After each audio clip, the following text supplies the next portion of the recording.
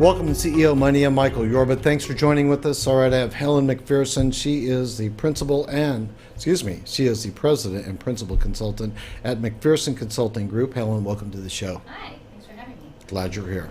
All right, give us some background on yourself, and then I want to talk about what McPherson Consulting Group does. Yeah. Okay, so I'm an organizational management consultant, and there's a lot of ways that people happen to find themselves in that career or something similar. And oftentimes I'll talk to individuals who are consultants, and they'll start, by being in some business and then getting into a leadership position and then realizing they're good at it and they start consulting and everything. That's not me. I started from the ground up in undergrad and took kind of a straight line to it. So I went to undergrad at the University of Texas in psychology, had a professor who taught industrial and organizational psychology, studied under him, went to grad school in DC, got an internship, started a consulting career, kind of broke off from the federal sector because it didn't really serve my needs anymore. And now I have my own business, and that's what I do. Congratulations. Thanks. You're welcome. All right. Now, one of the things that you do is you talk to people about shifting their direction and how they're working with generational differences. Bring that out.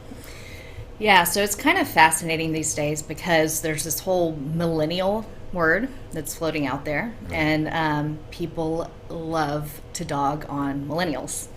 And really the only difference I've seen working with organizations and with data sets about employee patterns and career paths and turnover and things like that is that millennials are in a bad position because there is this social media network to dog on them. Right. Yeah. So they're really no different than, let's say, Gen X was when it was starting out. They just don't have as much bad press because it's not readily available for everybody. Right. And when you look at the data, it's really the things that millennials have a bad rap for. They don't stay in jobs. They think they know it all. They're not very coachable. Those are things that employees in their 20s display, kind of no matter what. Right. As the millennials are aging into their 30s, you don't see that pattern hold quite as much. And the trick is for organizations and leaders who really care about growing the next generation of leadership is to figure out how to coach them. That's a tricky thing. Right. Because there's a lot of cultural differences between, the great generation and so on. Absolutely. How do you coach them through this process to communicate to the point where they get what they want? So, if you draw the parallel to technology shifts, period, right? So let's say the workforce now is online. Mm-hmm. And back decades ago, it was the introduction of the personal computer. All of those things are changing the landscape of jobs. We're not doing data entry type of jobs anymore for the most part. Right. Workers have to have different skills. That was true 30 years ago as well. And it's important for managers to understand that they need to adapt just as they would to any technology, right? So, but for some reason with humans, it's easier. You're not going to point your finger at that computer and say, how dare you do things differently than I did? Right. But when it's a person, we carte blanche, just, you're the problem. So what I would coach and do coach managers to do is how can you shift your own vision, your own perspective, let go of the way that you were trained in your own experience and adapt to this new workforce, the technology, just like you would with anything else. That can be a leap of faith for some of these guys to grow into the new world. And it's harder. It's a lot harder. I think it's way easier to point fingers and to be, stick your foot in the mud and say, I'm not moving, get off my lawn. Right. It really is. And but that's leadership. That's your own growth, your own career path. what about the personalities? Because that's one of the things that you dwell on, how to really work with the personalities, because they're, now when you address the younger workforce, it's not just how do we sell the product, it's why are we selling it, and what do you really represent? Where's your authenticity in this entire organization? Am I on cue with this? You are, and it's funny because in this kind of Instagram focus-centered world, everyone has their own personal brand now. Right. I mean, I can't think of how many times per day I hear the term on brand. Right. It's like any PR or marketing person knows about branding and has forever, but now all of a sudden we have to have our own personal brand. Exactly. And how does that work with the culture? Right. So one thing that we love to do as individuals is take assessments of ourselves. Right. Like I, as a teenager, would take all the YM 17 teen magazine quizzes and read my personality. Like I was going to gain some revelationary insight into myself that I didn't know before. Like this magazine was going to tell me something I didn't know. And you see that extended into the workforce in personality assessments. And I will caveat this by saying that I was fascinated as an undergrad and graduate student in personality. Can it predict performance? Can you use it for hiring? Is it better? Are you going to find something else about a candidate that you wouldn't have known otherwise based on an interview? Right. And really, the best predictor of future behavior, and we've known this forever, comes from past behavior.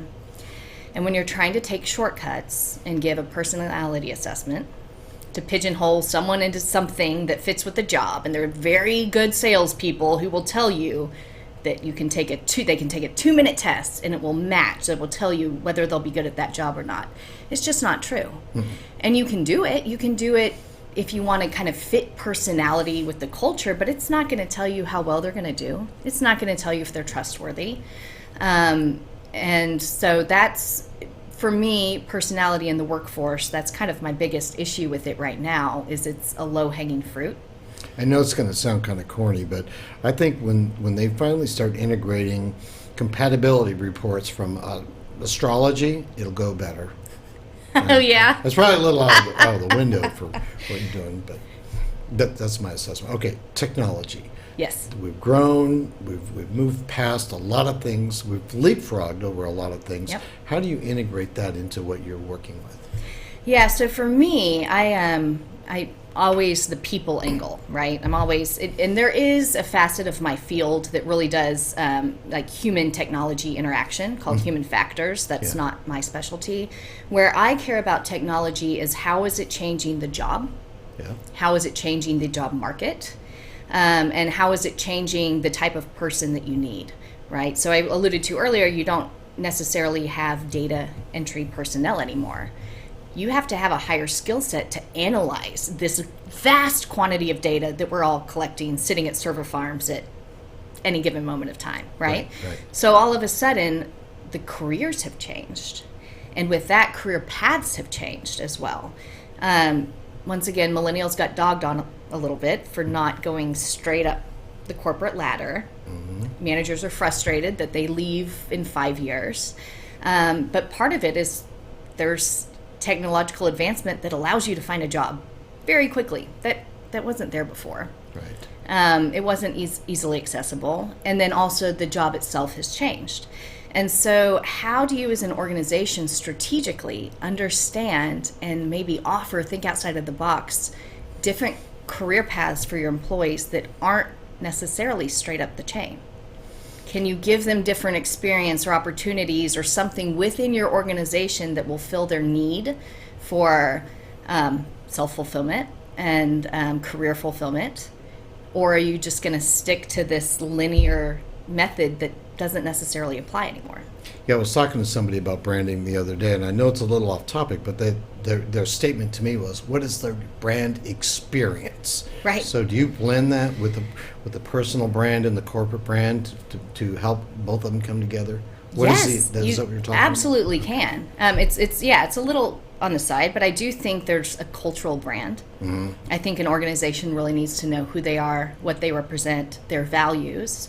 and make sure that all levels it's built into the organization, that you're not forcing square peg into round hole, to be completely trite, but that you're really understanding why people are coming to you, and that you're building a culture that embraces it naturally so you don't have to force it. Which helps in the productivity, I get it. All right, biggest pieces of advice that you can give people out there who are watching this show on both ends. Yeah. You know, the people that are coming in, the younger generation, the older generation that needs to be able to communicate more effectively to not just drop off the map, like Sears did, what have you. Yeah.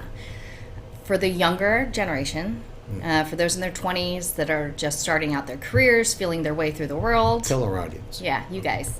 I wish someone had told me, and I don't know if I would have listened, honestly, because I did think that I needed to know everything, that asking for help or guidance was a sign of weakness and that I wasn't qualified for my job, right?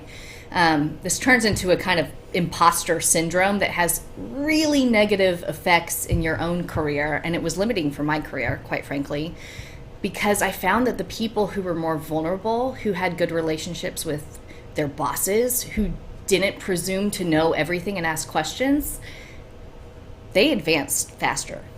They really did. I was stuck there looking around like, but I'm qualified for this. And it took me way too long to realize that if I didn't present myself a certain way, that would have changed everything. So for you younger folks that you feel like you have to know everything, literally no one expects that of you. And you're only doing yourself a disservice.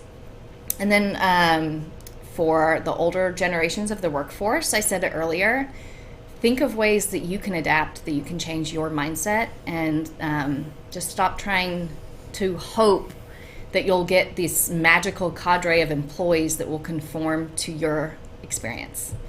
Well said. Thanks, Helen. You're welcome. You've been watching CEO Money with Michael Yorba. Thanks for joining with us. Like us on Facebook, follow us on Twitter, and subscribe to our YouTube channel.